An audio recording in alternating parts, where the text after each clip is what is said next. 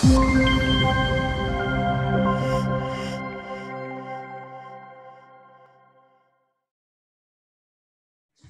morning. I'd like to welcome our viewers to KOTRA's webinar. It's panel 2, dealing with key intellectual property policy trends in the United States. We're excited to have former Undersecretary of the U.S. Patent and Trademark Office, the Executive Director of the American Intellectual Property Lawyers Association, and a former AIPLA board member and expert on copyright law on our panel today to discuss key intellectual property policy trends. First, I am honored to introduce former Undersecretary of Commerce for Intellectual Property and the Director of the U.S. Patent and Trademark Office, Andrei Iancu. Director Iancu was nominated by President Trump in August of 2017 to be the Undersecretary and Director of the U.S. Patent and Trademark Office. He was approved by the Senate Judiciary Committee in December of 2017 and confirmed unanimously by the Senate in a vote of 94-0 in February 2018. Director Iancu oversaw the U.S. Patent and Trademark Office from 2018 to the beginning of this year, January 2021. As the Undersecretary of Commerce for Intellectual Property, Director Iancu also served as the Trump administration's principal advisor on domestic and IP issues. Most recently, Director Iancu returned to private practice and returned to the firm of Irell Manella, where he previously served as the managing partner from 2012 to 2018. Director Iancu also co-founded the Renewing American Innovation Project at the Bipartisan Center for Strategic and International Studies. Welcome, Director Iancu. Thank you, Ken, for that generous introduction. Please. Thank you. Next, I'm honored to introduce Executive Director of the American Intellectual Property Law Association, Mr. Vincent Garlock. So Vince originally joined AIPLA almost 20 years ago as the Deputy Executive Director in 2002. Vince has played an integral role in advancing significant changes in IP law, including the passage of the Leahy-Smith America Invents Act and the Trade Dress Protection Act. Vince has testified before Congress, participated in the development of AIPLA's positions in many of its amicus briefs and comments, and supported the work of numerous AIPLA committees. Vince and AIPLA are continuing their advocacy work on behalf of IP rights holders on Capitol Hill, with the administration, and in the civil courts. Welcome, Vince. Thank you, Ken, and thanks to KOTRA for inviting me to participate today. And last but not least, I'm honored to introduce Ms. Nancy Mertzel of Mertzel Law, PLCC. Nancy is a copyright law expert who's been practicing copyright law for more than 25 years. Nancy testified before Congress, before the House Judiciary Committee, at a hearing entitled The U.S. Copyright Office, Its Functions and Resources, as an appointed AIPLA representative on February 26, 2015. Nancy has authored numerous amicus briefs, which are also known as Friends of the Court briefs in a number of cases, and is an active member of AIPLA and IP bar associations here in the US. I'm pleased to welcome Nancy. So we have a very distinguished panel today. Each of our panelists has testified before Congress. So without further delay, let us get into the question and answer session. Just a little explanation of the format. What we're going to do is alternate between a series of questions between each of the panelists. Director Iancu will discuss topics that are related to the U.S. Patent and Trademark Office policy initiatives and achievements under his tenure. Vince Garlock will talk about intellectual property bills and legislative issues. And Nancy Mertzel will cover the Copyright Office policies and initiatives. So the first question goes to Director Iancu. I'm always impressed with the magnitude and the size of the U.S. Patent Office and its budget. As the former director of the U.S. Patent and Trademark Office, can you give us an overview of the operation, the size, the budgets of the U.S. Patent and Trademark Office? Sure, and thanks once again, Ken, for having me here, and thanks to KOTRA and all of my friends at KIPO with whom we've worked closely over the past few years. Obviously, the USPTO and KIPO have a very long-standing, excellent relationship, and I'm sure that will continue for a long time. So the USPTO has about 13,000 employees. They're about 10,000, a little bit less than 10,000 of them are patent examiners and supervisors in the examination group. A little bit less than 1,000 are trademark examiners and supervisors and so on. And then, of course, we have all sorts of other personnel, international group. We have judges. We have, all sorts of support functions and the like.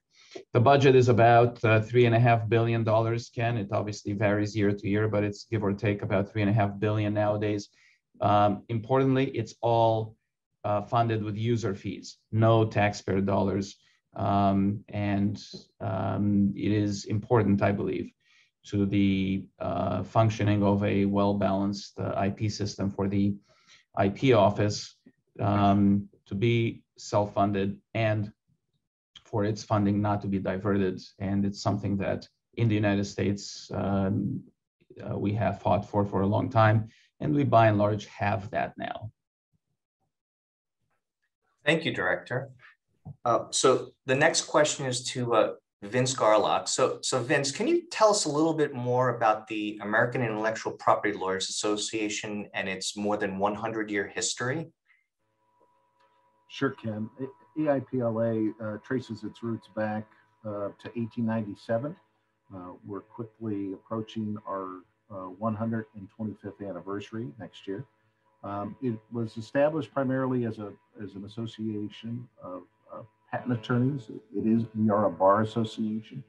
Certainly over the years, the organization has grown and its interests have grown to encompass really any IP-related issue that it comes in contact with. So while still probably a majority of our members are patent practitioners, both lawyers, agents, etc., it also, we have professionals who focus primarily on copyright laws, such as Nancy, trademark law, trade secrets, data, you have it. From a structural standpoint, we're governed by a board of directors of 19 individuals who are a cross-section of the practice and geographically diverse and different practice areas. And then we are organized in a committee structure. We have 50 to 60 committees, each which have a particular area of interest, some specific areas of the law, patents, copyrights, trademarks, for instance, and also other areas of practice, including women in IP, diversity, law practice management, and a significant interest in international issues. So we have a global sector that focuses on China, Japan, the Far East, Europe, Latin America, etc. The work of our association, the policy work, is often begun at that committee level, who work on an issue, identify an opportunity for us to weigh in substantively. It is then moved up through our system and approved by the board of directors before we advocate. We advocate, as you indicated earlier, wherever we can in terms of issues that are of significant importance to our members. So that may be in the administration, at the PTO, USTR, some other organization within the administration, but certainly the Copyright Office, certainly on the Hill and in the courts. And we also, when the opportunity presents itself, to file comments with foreign governments when they put forth certain policy proposals. Thank you, Vince. So then the next question is for Nancy Merzel. So Nancy, when we talk about intellectual property, people often think of patents, trademarks, and copyrights. So we heard from Director Iancu about the Patent and Trademark Office. Can you provide us with an introduction to the Copyright Office? Absolutely can. The U.S. Copyright Office administers the copyright law for our nation. And that means that the office handles registration of copyrights. It handles recordation of information about copyright ownership. And it provides advice to Congress and collaborates with other offices within our government. Unlike the U.S. Patent and Trademark Office, which sits within the Department of Commerce, the U.S. Copyright Office sits inside our legislative branch. Since 1897, the Copyright Office has been a separate department within the Library of Congress, which is part of Congress.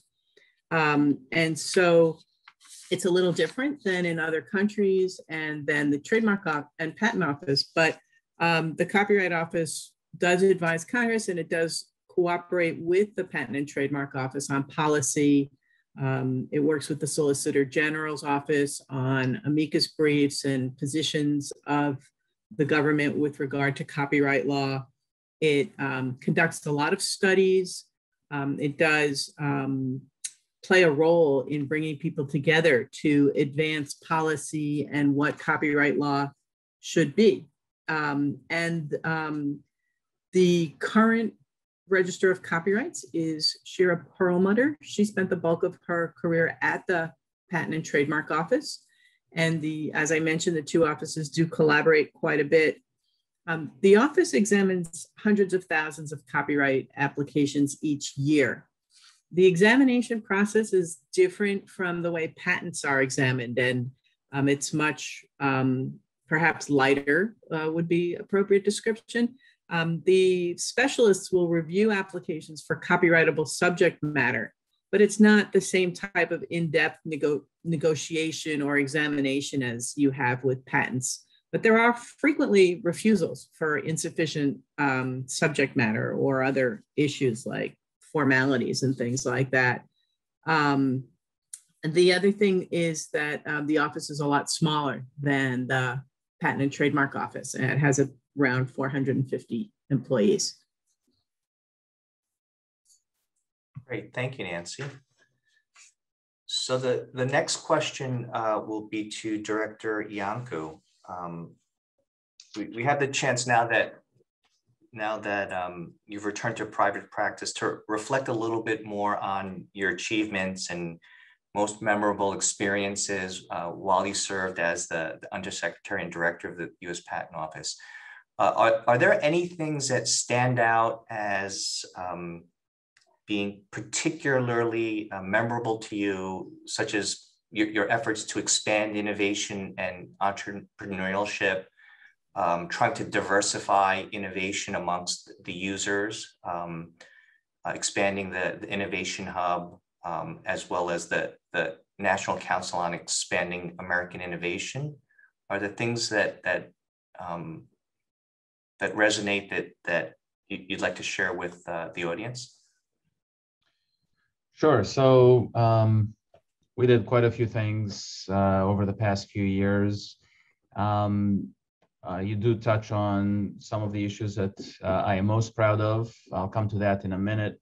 But given that we have an international audience, one of the most important things that I think we did over the past few years is the international collaboration that we have had, both in the multilateral fora, such as at WIPO, for example, and the great cooperation that we managed to achieve over there, as well as the bilateral collaborations. So I think the friendship and the collaborative projects between the USPTO and KIPO, for example, were over the past few years extremely robust.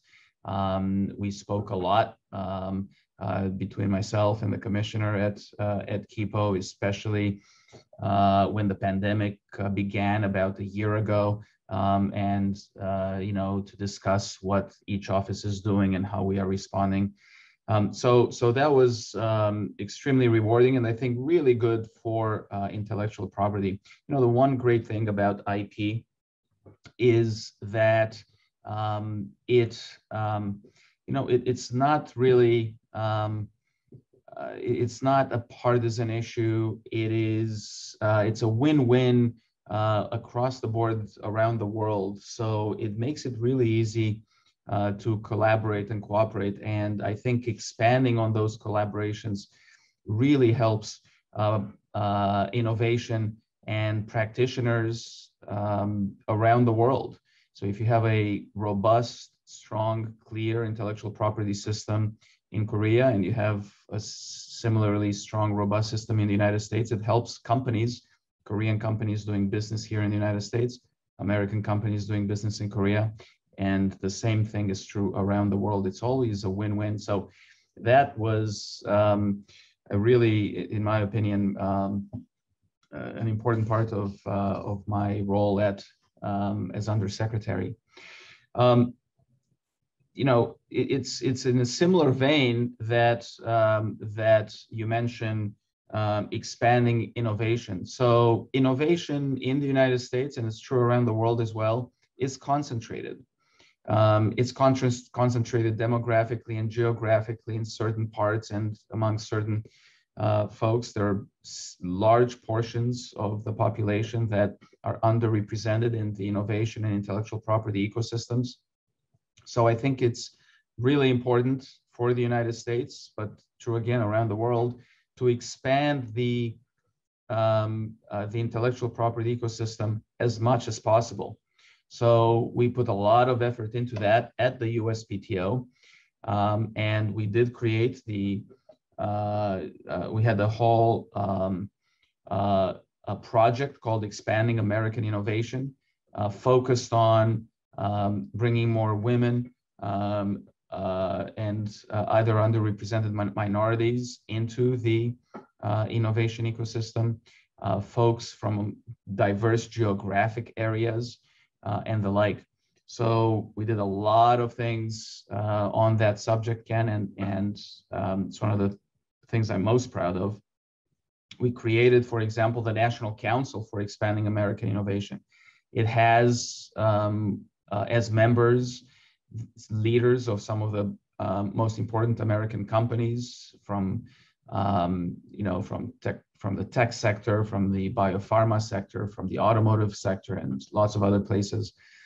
It has university presidents, government officials, small business representatives, and the like. And I'm hoping that that will continue, and that a report will be generated that can provide a plan for how to bring more and more people into the innovation ecosystem. Thank you, Director. Next question is for Vince Garlock. So Vince, can you give our audience a very high-level kind of overview of the legislative process in the U.S., please? Sure. And don't forget National Bar Association involvement in the National Council, Director. Absolutely, and AIPLA is on the board of that as well. So yes, how could I forget, Vince? I couldn't help the shameless plug. Absolutely. Sure, Ken. So in terms of IP legislation in the United States, the vast majority of those kind of bills are begin with the Judiciary Committees, the Judiciary Committee in the House and the Judiciary Committee in the Senate. And that's a historical jurisdiction that's based in our Constitution. We're Article 1, Section 8.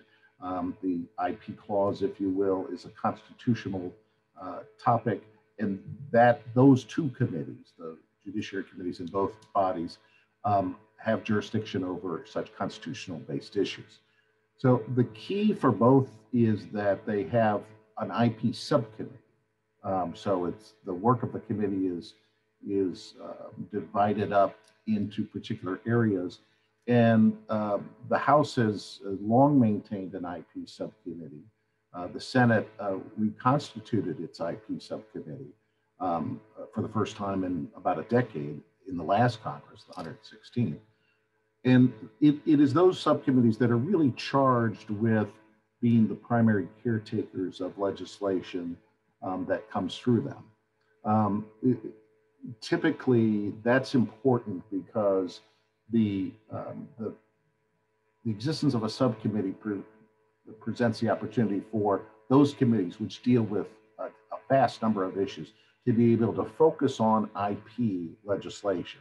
And certainly it also lends itself to staff that develop a particular expertise.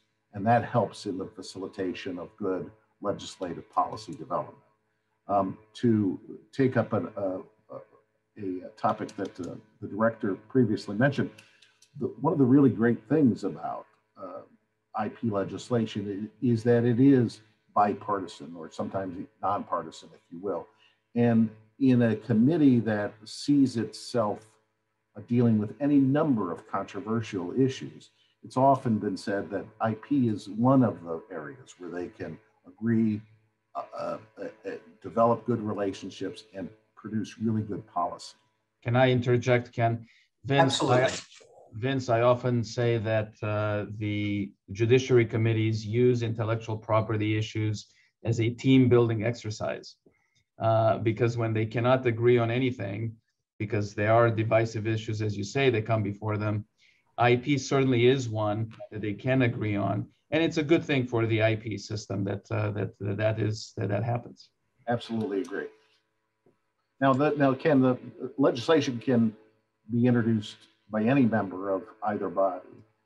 And it can also pop up in other bills from time to time. But the vast majority of bills will start in one of those two committees, work its way to the, say, for instance, it begins with the House Judiciary Committee. They may have a hearing. They have a scheduled markup in which they entertain amendments. It goes to the House floor, and then it's sent to the Senate for a similar view. Eventually, both bodies have to pass the same legislative text, and it gets sent on to the president for approval. Okay.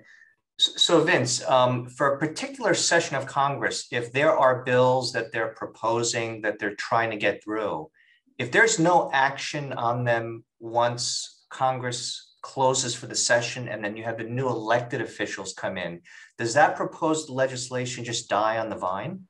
Yes. Typically, legislation expires when that particular Congress expires. So at the end of, actually technically in January, but at the end of last year, when the 116th Congress closed, all of that introduced legislation expired and has to be reintroduced in this Congress. Congress goes on for 2 years, and the legislative text is taken up at that point. Great. Thank you, Vince. So the next question is for Nancy Mertzel, and it actually deals with new legislation that Congress had just enacted last year, known as the Copyright Alternative in Small Claims Enforcement Act of 2020. So Nancy, can you tell us about the CASE Act? Sure thing. And the CASE Act is an example of some really great cooperation by a lot of people in order to bring that to fruition. The origin of it is that small copyright claimants, let's think about a photographer, let's think about an author of a small book, a children's book, or an artist. Those people will face infringement just like large copyright owners might face infringement. And the issue is that litigating a copyright infringement case in court can be extremely expensive. So as Vince mentioned, the Constitution gives federal jurisdiction in our Article 1, Clause 8. And that clause protects patents and copyrights, and then trademarks comes through the Commerce Clause. But so federal courts have jurisdiction to hear copyright disputes.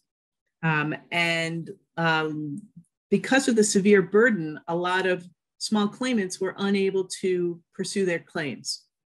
They couldn't really afford to hire counsel, and litigation in the United States can be expensive with discovery and all the other things that go along with it. And so their voices were heard finally, and so the CASE Act represents the culmination of a lot of work by a lot of people, in particular photographers, to kind of find a way to get their cases heard without having to go to the cost and expense of federal court litigation. So as you mentioned, the CASE Act was passed in the end of 2020. And what it does is it authorizes the Copyright Office to create a copyright claims board, which there's lots of abbreviations in IPLA, so that board is a CCB. And this board is going to be a 3-member tribunal that sits within the Copyright Office. And it's meant to be efficient and user-friendly, and it's meant to handle small claims. So what do we mean by small claims? Basically claims under $30,000. And of course, there are regulations and details about the implementation, and the Copyright Office is working on that. And the plan is to have it ready to launch at the end of this year on December 27th. The Copyright Claims Board can hear 3 types of disputes. The first are copyright infringement claims for under $30,000. The second is a case where someone has been accused of copyright infringement and they would like a declaration that they're not infringing, similar to a declaratory judgment. Those people can bring their claims before the CCB. And then there are also claims involving something we'll get into later, but the Digital Millennium Copyright Act has potential misrepresentations. And so if there's an allegation that there was a misrepresentation under that statute, those claims can also be brought before the CCB. One thing that's important to note is it's a completely voluntary system. So the claimants are not required to bring their cases before the CCB, and the accused parties have an option to opt out and not participate. But there are some good benefits and incentives to encourage people to participate in this. For example, if you're a company and you are litigating in federal court, you are required to have outside counsel.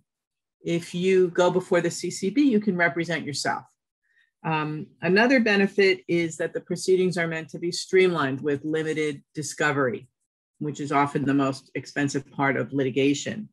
A third and very important incentive is that the damages are limited at $15,000. So that's for one infringement. And if there are multiple infringements, it's limited to $30,000. By contrast, federal courts can award up to $150,000 per infringement or more.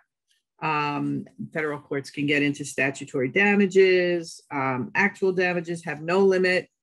And also federal courts will often award attorney's fees to the prevailing party, whether it's the plaintiff or the defendant. In these CASE Act claims processing, there's really not going to be an award of attorney's fees or costs unless they can prove bad faith. And even if it's proven, those are limited to $5,000. So because of those limits, there's a lot of upside to it and reasons why people would want to participate. And the Copyright Office, as I mentioned, they're working on the details. They put out a notice of inquiry, which is a publication in our Federal Register, and they collect comments about how they propose to do it. And those comments were all submitted by May 10th, and they are available on the Copyright Office website if people have questions and want to know what the comments were about. Thank you, Nancy.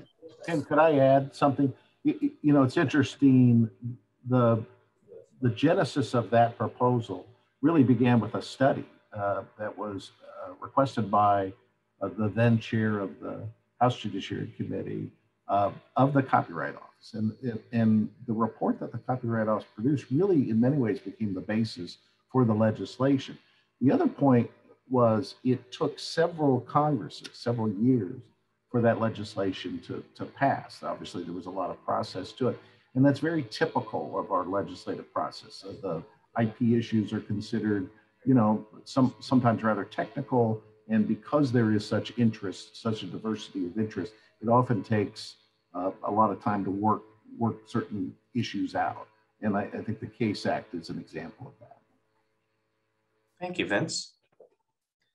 So circling back to Director Iancu, I just wanted to follow up. You had mentioned earlier that intellectual property is nonpartisan. And I seem to recall kind of the buildup and the aftermath of the passage of the AIA legislation, that IP was getting press coverage, and there were negative and derogatory terms being used from different camps. So what types of efforts have you taken as the Undersecretary for Intellectual Property and Director of the U.S. Patent and Trademark Office to kind of improve and project a more positive dialogue with respect to patents, trademarks, and intellectual property? So look, we in the intellectual property field know how important intellectual property is and the great benefits it has brought to the economy and the development of the human condition. Now, not everybody outside the field knows about all that, and I think it's really important to communicate to the public what incredible benefits this system has given to the world. And we need to make the connection between IP and the day-to-day benefits that folks see in their day-to-day lives. Take the current treatments for the COVID vaccine, for the COVID pandemic. And we have, within the span of a year, and I know we'll talk a bit more about this a bit later, but within the span of a year, we have not just one, but multiple vaccines created around the world, and hundreds of millions, if not more, people already are vaccinated. That doesn't happen on its own. It didn't just fall out of the sky. That is the result of a lot of innovation over a long period of time, backed by the intellectual property ecosystems around the world. So it's really important to make that connection and communicate. So we did a number of things. We spoke a lot about real inventors, that folks can relate to. I'll give you an example.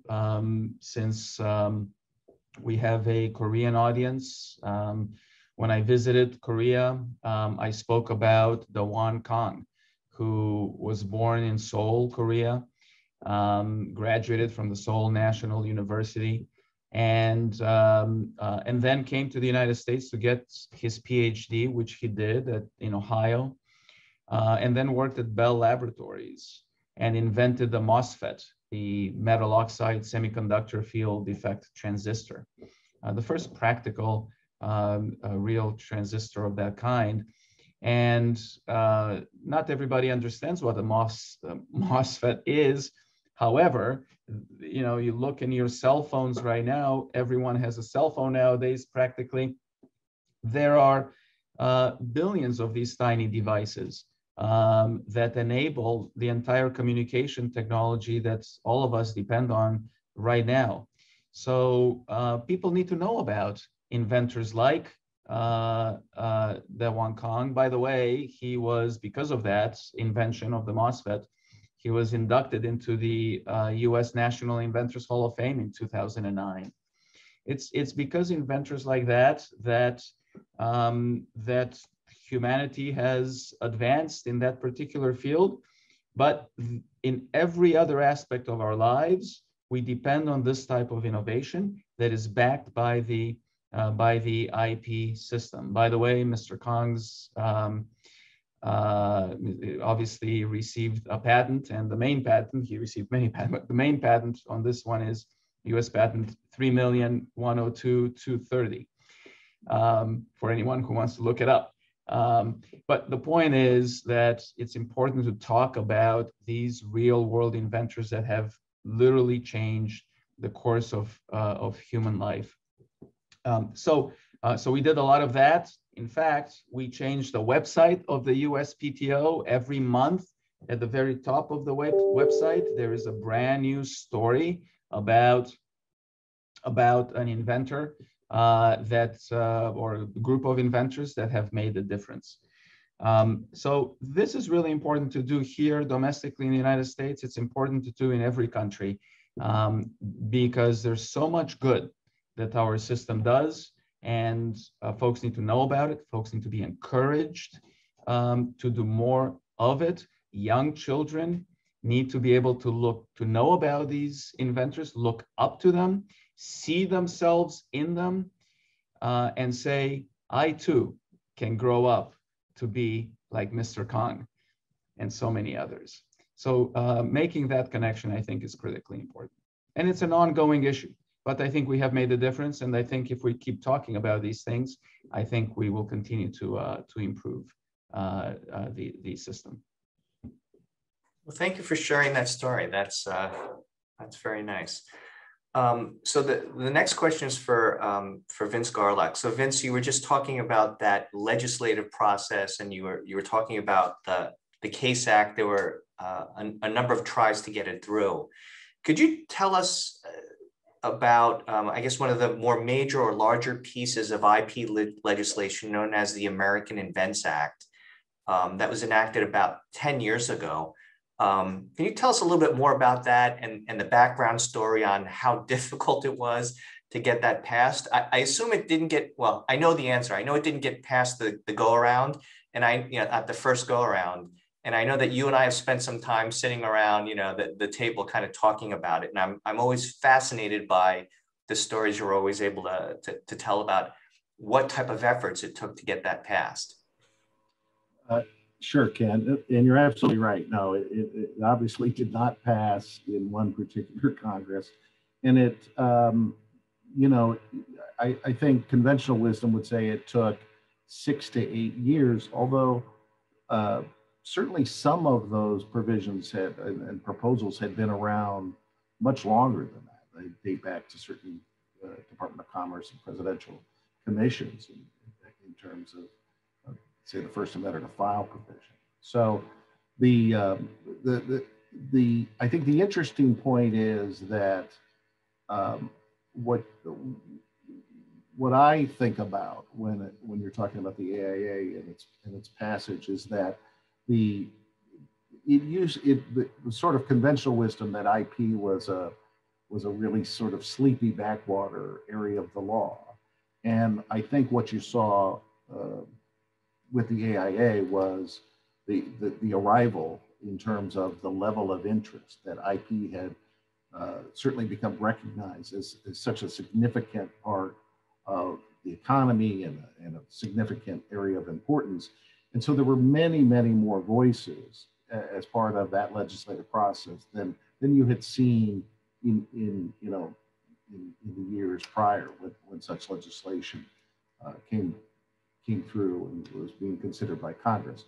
And and there were a number of significant provisions as part of that. And certainly one of the things that I can relate to is the fact that we had the current chair of the House IP subcommittee at our meeting just last week. He gave one of the opening plenary talks, and he referenced the fact that the AIA was, now 10 years old, and he has an interest in sort of looking at it to see how it's working and where perhaps improvements can be. There are issues, certainly the establishment of the Patent Trial and Appeals Board was a significant part of that legislation, and there has been a lot of activity. Certainly it's changed in many ways the number of appeals that the nature and number of appeals that go to the federal circuit from PTAB versus the district courts. And so I think these kind of issues continuously are looked at from where is the right policy. And I know that certainty and clarity are things that we all look for in terms of the IP system. And I think that's the committees try to approach it as well, looking for things. One of the issues that obviously we're all waiting on is the Supreme Court decision, the Arthrex case, which was a constitutional challenge to the appointment of the PTAB judges, and whether, how the court comes out with that decision and whether or not Congress would need to step in. There are other Supreme Court cases, at least one other that's a pending decision, and Hologic v. Minerva, which is the issue of assidy estoppel. But those are all issues that could come up in some sort of legislative discourse, if not legislation, hearings, or that we could see coming forward in the months and years to come. Certainly one of the issues that we think is in need of attention is Section 101, patent subject matter eligibility. We think there is a need for further clarity there, and would like to see that at some point. Yes, thank you. So turning now to Nancy and copyrights. So Nancy, I know over 10 years ago, there was a major piece of legislation that was passed by Congress called the Digital Millennium Copyrights Act. Could you tell us a little bit about the DMCA and what that did for us? Absolutely. And the Digital Millennium Copyright Act is another example of the process that Vince was describing, where different stakeholders get together and work with Congress to come up with legislation. The impetus for the law was really the rise in the widespread use of the internet and the rampant copyright infringement that was taking place on the internet. Because once something is digitized and put online, it's so easy.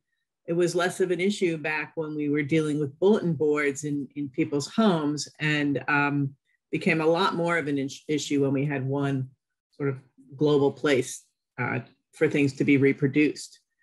So the law was enacted in 1998, and it really has three main sections and changes to the copyright law. So the first was that there was protection for online service providers. I mentioned earlier when I was talking about the CASE Act that copyright infringement can lead to an award of up to $150,000 per work.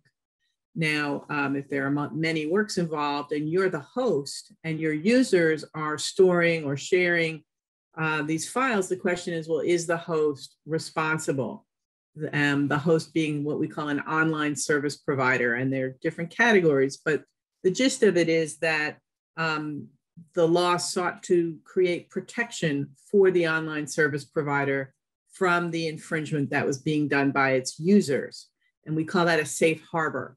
And the notion was that if the online service provider did certain things, it would get the benefits of these safe harbors. So, for example, they need to register with the Copyright Office and appoint an agent to receive notices of potential infringements. And then it has to establish what we call a notice and takedown procedure. So if you're a copyright owner and you find your work is infringed, you don't have to go to court. You can send a notice to the online service provider, because you may not even know who the user is. And the online service provider forwards that to the user. And then if the user doesn't respond, the online service provider will take it down. The user can respond with what we call a counter notification, and then the online service provider will put it back up unless the copyright owner goes to court and files a lawsuit. So this is sort of an inexpensive mechanism for dealing with these online infringements that gives some protection to the online service provider. They're not going to be liable for monetary damages. They might be subject to an injunction, but if they comply with the statute, they have a safe harbor from the monetary damages. And all that's in one section of the Copyright Act, Section 512. The Digital Millennium Copyright Act also took on the issue of anti-circumvention. The idea that if a copyright owner has put certain mechanisms onto its works to prevent access or distribution, then the law makes it illegal to circumvent that protection. And so circumventing the technology protection itself can be improper, as well as making and distributing tools to facilitate anti-circumvention. Both of those are prohibited, and that's all in section 1201 of the law. And there are also exceptions. So the Copyright Office every 3 years goes through a rulemaking process to decide maybe this particular activity should be exempt because it is a circumvention, but it's for a good purpose. Perhaps learning to protect your systems from hackers, for example. And then there's a third provision of the Digital Millennium Copyright Act, which deals with copyright management information. So for example, if you embed the author's name inside your photograph or musical work, that would be copyright management information. And then the law makes it illegal to give false copyright management information, and particularly to remove or alter copyright management information. And if you do that, you can be subject to damages. Management information, is that similar? It would be contained in the metadata, for example, of a digital photograph? It could be in the metadata, and it can also be embedded and hidden in the file itself. Okay, great. Thank you. you. Could I follow up on Nancy's comments for a moment? Absolutely. So this is a timely issue before Congress. In fact, Senator Tom Tillis from North Carolina, who was the chair of the Senate IP subcommittee last Congress, is now the ranking member, has kind of spearheaded a significant interest in revisiting the DMCA, now that it's 20 years old, and determining whether it's working correctly or whether adjustments are needed. That subcommittee conducted a year-long worth of hearings, about one every month, throughout last year, looking at various issues, the issues that Nancy just presented on. And in fact, he put out a discussion draft of legislation for public comment towards the end of last year, the beginning of this year. And he's at least indicated an interest in introducing a bill for discussion purposes or further consideration, some point here in the near future, recognizing, and I believe he'd be the first to recognize it, that this would take a long time to process this kind of legislation because of how complicated it is. But again, a significant piece of IP legislation that may be looked at here in the near future.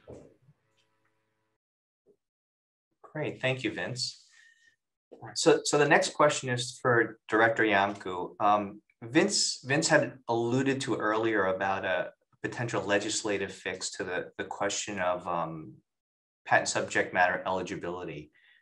Can you just give us some insight into the types of improvements that you tried to make while you were at the USPTO with respect to the examining core on that topic, subject matter eligibility, as well as trying to make the PTAB system a little bit more predictable for its users? Sure. So on subject matter eligibility, what we did at the USPTO is to issue guidance to the examiners in 2019. There were several pieces of guidance over a couple of years, but the major one was January 2019. It was followed up by something in October 2019, but we had a few other pieces as well on how to apply existing law in an organized analytical framework to yield more consistent results. Obviously, the administration cannot change the law. The law is passed and changed by Congress. Courts interpret the law. We in the administration apply the law. There's so much case law with respect to subject matter eligibility that it became unwieldy for our examiners who see over 700,000 patent applications a year. 700,000 patent applications a year, that's a lot. So it became unwieldy to apply the whole body of law without an organized analytical framework. So that's what we provided. We synthesized the existing case law. we organized it into buckets, and we told the examiners how to approach it. The results have been really, really good over the past couple of years with respect to examination. We've heard not just from the examiners, but also from the public that the approach for examination has really improved their ability to navigate this complicated area of law. But we also know from statistically, from a statistical analysis done by the Office of the Chief Economist at the USPTO, that looked at the uncertainty of examination before and after this guidance was passed. And what we found was that in light of the guidance, the uncertainty of examination in the areas most affected by Section 101 was reduced by 44% in just 1 year after the passage of the guidance. So that is really good news, and I think it has made this complicated area a little bit more easy to navigate. Now, of course, what we do at the PTO does not bind the courts in any way. The courts are independent, and they don't have to follow our guidance, so they keep doing what they're doing in court. And there has been an effort in Congress, in the other branch of government, to look at this issue as well. So we'll see where all that leads. But in the meantime, the PTO had to do something because, you know, the applications keep coming, and so I think that was quite helpful. Thank you. Sorry, thank you. So next question is on the legislative front. It's for Vince Garlock. So Vince, can you provide us with an update on what's going on with drug pricing legislation as well as trade secret legislation? Sure, at a very high level. I think there's interest in both bodies of Congress on both of these issues, if you will. There was a tremendous amount of activity last year on drug pricing issues and several bills that touched on patent-related provisions. In recent weeks, we've seen the reintroduction of legislation, of some of that legislation, along with some others, issues that would touch on topics such as the so-called pay for delay, product copying, use of citizens' petitions, the assertion of certain patents, and I think there is a lot of activity around those issues to come, and which one of those or which one, if and when those move, I think are yet to be seen. On trade secret, I think you also see some interest already this Congress in terms of, the Defend Trade Secret Act was the last major trade secret legislation that passed in 2016. And that provided for a civil cause of action for the enforcement of trade secrets. And what I've seen in a handful of bills, or certainly 3 bills out of the Senate right now, are focused more on international actors and the misappropriation of American trade secrets and what can be done in terms of trying to enforce protection schemes. And so that's something to keep your eye on. Great, thank you, Vince. So moving to Nancy. So Nancy, my understanding is that the Copyright Office was asked to conduct a study of Section 512 of the Copyright Act. Could you tell us about how that went and what the outcome was? So in 2015, the Copyright Office was asked to conduct a study of Section 512. And Section 512 is the section that I mentioned that has the safe harbors for online service providers with the whole notice and takedown provisions. And so the question is it working? And the study did take a long time. It was done over 6 years, I guess, or so. And they held public roundtables in major cities throughout the US, New York, San Francisco, Washington, DC. The Copyright Office solicited written comments and received over 90,000 written comments about this.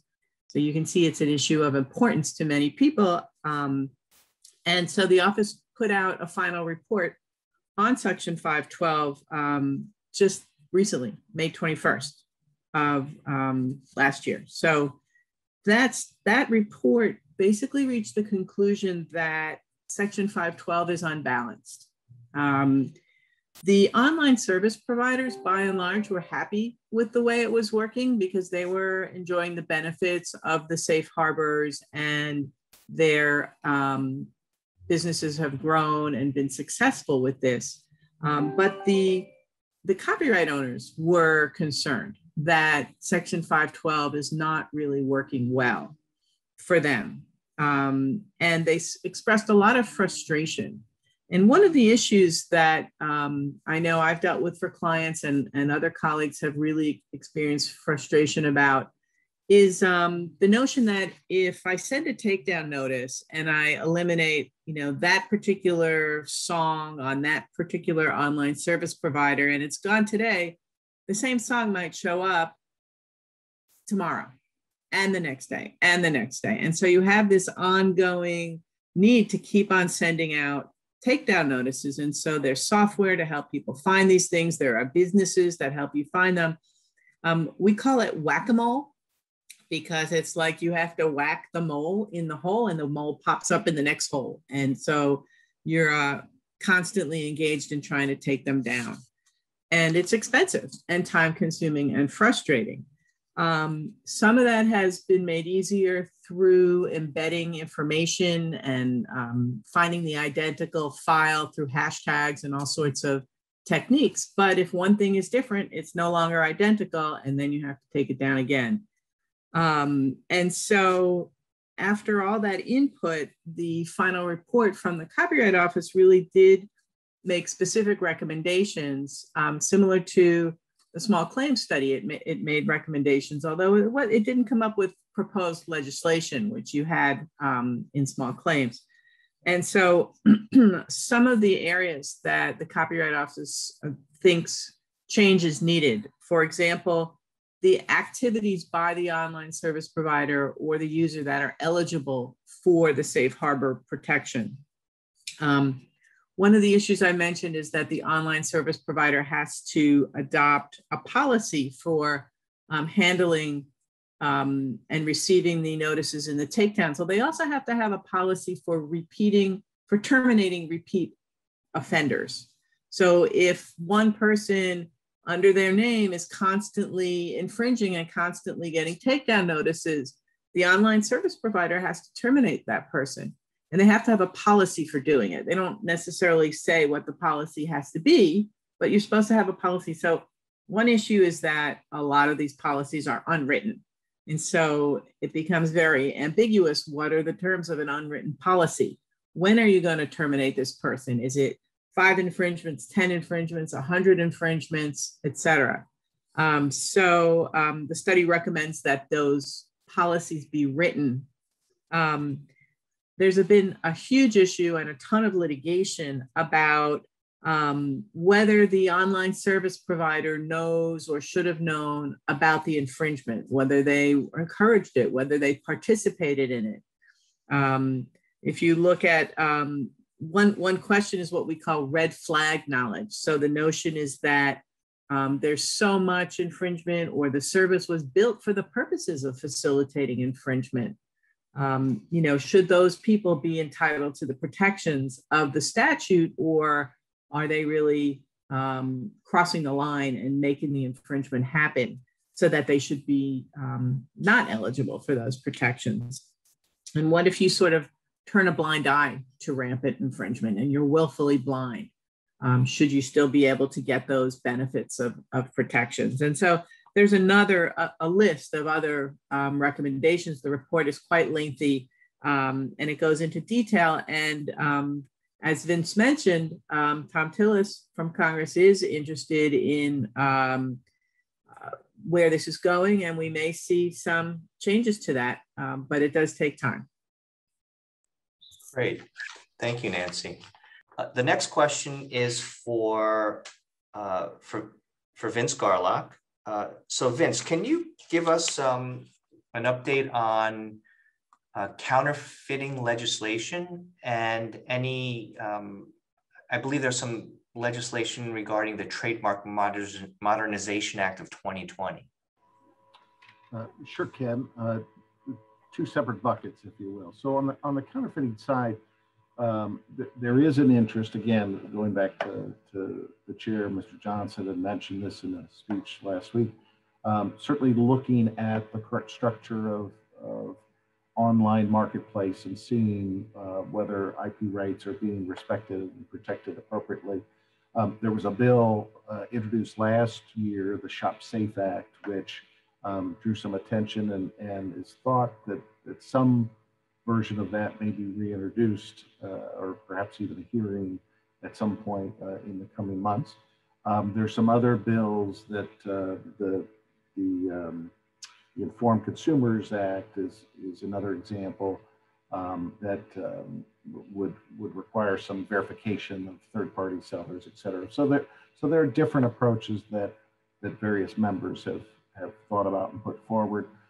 One of the bills that we saw last year that AIPLA actually supports is a bill that would provide for the enforcement of design rights at the border, design patent rights, which is currently not done through our system. So I think those are kind of the main things that come to mind. The Trademark Modernization Act that you referenced was a bill that at the same time as the CASE Act, which Nancy spoke about, was passed by Congress in the closing days of the last session.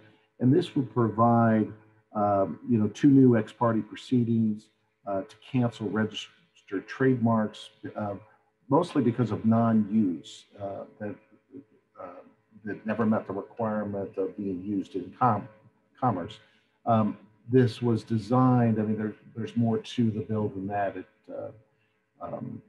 addresses certain response periods. It also, importantly, clarifies, if you will, the standard for trademark injunctions. There's a rebuttable presumption of harm that's, as I said, clarified as part of the bill. The TMA was really put forward. The office is dealing and has been dealing with what they see as dead wood on the registration rolls and certainly what they may consider fraudulent marks. And this was a way of sort of empowering the office and empowering the public to address those kind of problems. And so the office is currently undergoing its own implementation proceedings has a year to enact the implementing regulations. And in fact, just this past week, the office put out their initial proposal for public comment. So stay tuned on that. Great, thank you, Vince. And our last question for Nancy Mertzel. Nancy, when people think about copyrights, they often think about music. Could you tell us about the recent Music Modernization Act? Absolutely, Ken. The Music Modernization Act was signed into law in October of 2018. And the law really has three separate sections within it. The first part is what we call the Musical Works Modernization Act. The second part is the Classics Protection and Access Act. And the third part is the Allocation for Music Producers Act. So I'll just mention briefly about all three. The Musical Works Modernization Act, what that's about is blanket licensing for digital music. So we have collective licensing for musical works, and and for sound recordings, but we don't really have it for digital works. And so this is really for the distribution of digital phonorecords. It covers things like permanent downloads, limited downloads, and interactive streaming. And so there'll be a single agency or collective known as a mechanical licensing collective that's going to have authority to administer this blanket license and to grant the licenses.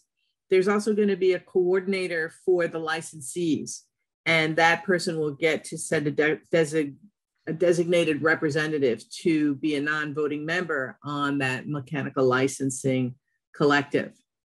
And then the collective is going to create and maintain a database. And so the database is going to have information about these musical works, including both the underlying musical work, like the composition, and then the sound recording as well, and who owns the various rights, because they're not usually the same.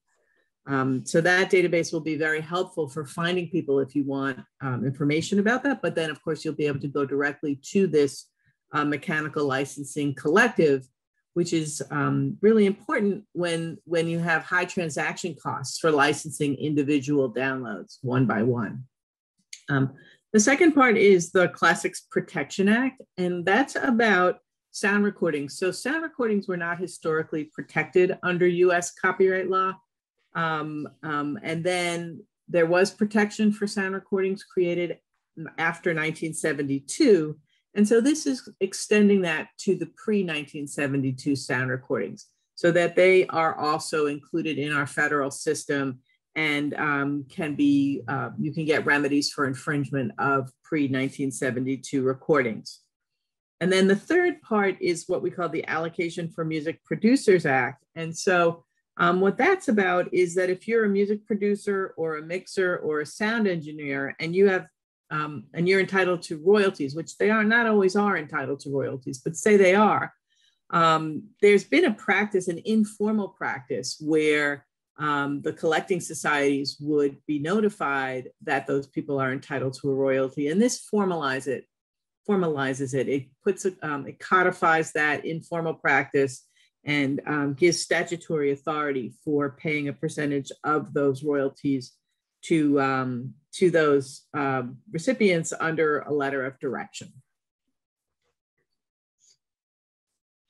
Great. Thank you so much, Nancy. We're going to go into our last set of questions. So the last question for Director Iancu. In the news lately, there's been some discussion and coverage about possible COVID IP waiver proposals. Could you tell us a little bit about that and your thoughts on whether you think that's something that's viable going forward? Yes, given the tremendous pain and suffering caused by the worldwide pandemic, a number of countries have proposed to the World Trade Organization to waive the provisions, certain provisions in the TRIPS agreement. The TRIPS agreement is the international trade agreement regarding intellectual property. It governs all aspects of IP, patents, trademarks, copyrights, trade secrets, and the like.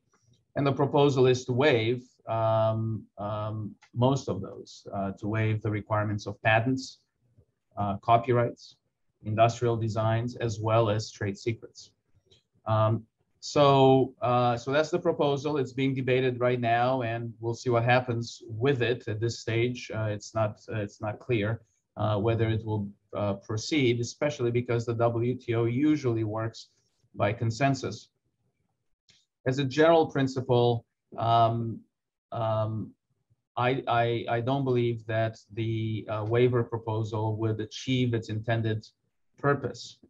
The purpose, obviously, is, at least the stated purpose, is to help distribute more vaccines to more people around the world, as well as other COVID-19 technologies, related technologies. And for certain I and everybody I know supports the notion that we must do everything we possibly can to vaccinate the whole world as quickly as possible and as equitably as possible. The concern I have is that waiving IP rights will have a counterproductive effect. In other words, it's not just that it won't achieve that goal, it could in fact harm our ability to make more quality vaccines and distribute them quickly. Look, the fact of the matter is that to date there has been billions of vaccine doses manufactured. By the end of this calendar year, 2021, the projections are that there will be 10 billion vaccines manufactured around the world, more than necessary to vaccinate the entire adult population of the world. And that's this year alone. In addition to that, there's been hundreds of collaboration agreements around the world. So the IP systems are working to get the vaccines created, and then there is lots of collaboration around the world also based on a robust intellectual property ecosystem. There are other problems that are hampering the distribution of vaccines broadly around the world. Export controls, supply chains, distribution channels, local regulatory issues in various countries. Those are real issues that the world needs to focus on. And it's not an IP issue. If we remove all IP barriers, the concern I have is that it will make it more difficult for companies to collaborate with each other internationally, which is necessary to distribute these vaccines broadly. And it will also make it more difficult to manufacture quality vaccines. These are very complicated processes to manufacture quality vaccines up to the standards required for safety and efficacy. So in my mind, we need to maintain robust intellectual property protections and then work as a world body in a multinational, multilateral fashion to enable the vaccines, once manufactured, and they are being manufactured, to be shipped out and distributed to the various countries of the world. Thank you, Director Iancu. So as a follow-up question regarding the COVID IP waiver proposals that have been circulating in the press, I wanted to ask Director Iancu if he could comment upon the different types of licensing arrangements. There's the compulsory licensing arrangement under TRIPS. There is kind of the voluntary licensing system that exists between companies today. And then there's the third possibility, which is simply a waiver of all IP rights, kind of a broad-based type of waiver. So Director Iancu, if you could provide us with some of your thoughts, would be most appreciated. Yes, so the current proposal at the WTO is to waive in a broad-based fashion all intellectual property rights that are required by the TRIPS agreement. And then each country can go ahead and do what it needs in the absence of or during the temporary waiver.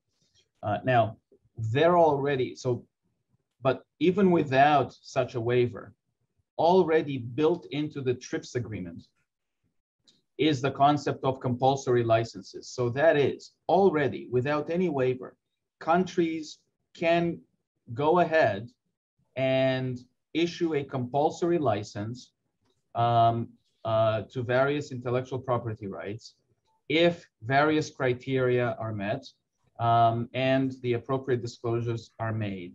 So those are compulsory license flexibilities built already into the TRIPS agreement, no waiver required for that. So theoretically, if countries think that they need to force the licensing of certain technologies, they could do that pursuant to the existing rule of law. Now, countries haven't generally done that. There are a couple of exceptions out there, but very few. So countries generally have not done that. And it would be preferable, before waiving in a broad-based fashion the TRIPS agreement, it would be preferable to exercise, as appropriate, the existing flexibilities. Completely separate from that is the current system, which is based on a voluntary licensing system. Pursuant to existing intellectual property provisions in the various countries in the world, companies can voluntarily enter into license agreements with other companies. And that is happening. And that type of collaboration and voluntary licensing is more active now than it's ever been. Small companies collaborating with big companies, such as BioNTech with Pfizer. It's a good example. Big companies collaborating with big companies domestically here in the United States, such as Johnson & Johnson and Merck, Pfizer and Novartis. Big companies with other big companies internationally. AstraZeneca collaborating with the Serum Institute of India, pursuant to which India will manufacture well over 1 billion doses of vaccine, second only to the United States in the coming months. So those voluntary license arrangements are made possible by the existing intellectual property ecosystem, and it is, from that perspective, working. So I think that, generally speaking, before taking the unprecedented action of waiving in a broad-based fashion the TRIPS agreement, it would be better to see if the current systems are working from an intellectual property point of view, and if existing flexibilities could be employed as necessary. Thank you very much for your thoughts on waiver of potential IP rights covering COVID-19. Yes, well, thank you very much, Ken, and everyone else. It's been great to be with you, and I look forward to, at some point, seeing all of you in person. Great, thank you. So Director Iancu, Vince, and Nancy, on behalf of KOTRA and the KOTRA IP desk, we'd like to extend our sincere gratitude for your participation in the panel and for your wonderful comments and discussion of these topics. Thank you very much. Thank you. Thank you. It's my pleasure.